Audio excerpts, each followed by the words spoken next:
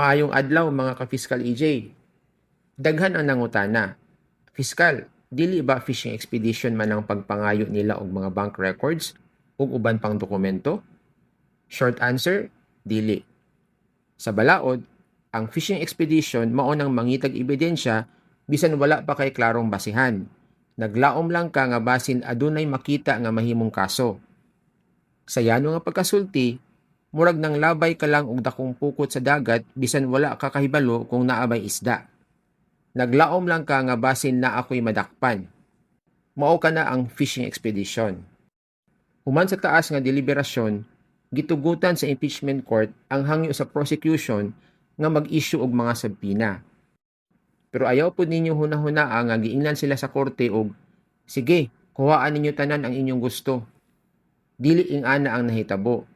Ang giingon sa korte mao lang ni. Kung ang mga record ni inyong gipangayo adunay direktang kalabutan sa mga aligasyon nga naa na sa articles of impeachment, pwede ninyo na silang kuhaon isip ebidensya. Mao ra gyud na. Sa ato pa, dili ni permiso nga mangita og bag-ong sala. Ang trabaho sa sabpina dili ang pagpangita og lain na pod nga issue. Ang trabaho sa sabpina mao ang pagpangita og ebidensya nga may kalabutan sa mga aligasyon nga naa na sa impeachment complaint. Hatagan ta mo og example. Pananglitan, giakusahan ang usa ka opisyal nga nakadawat og 10 million pesos pinaagi sa bank transfer gikan sa usa ka kontraktor.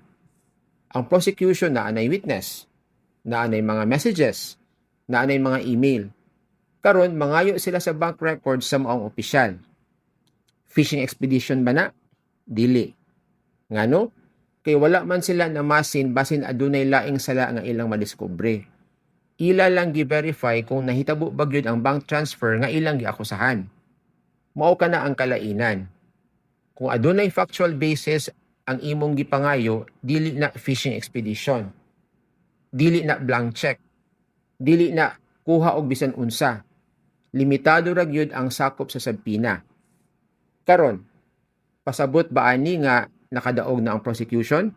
Dili pa, layo pa. Ang sabpina dili ebidensya. Ang sabpina mao pa lang ang legal nga paagi aron makuha ang posibleng ebidensya.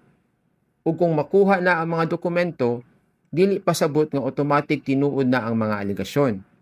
Kinahanglan pa gihapon silang ipresentar sa korte, kinahanglan pa silang ma-authenticate, kinahanglan pa silang timbangon sa impeachment court. Ug didto pa lang mahibaw-an kung igo ba gyud ang ebidensya aron mapamatud-an ang mga aligasyon.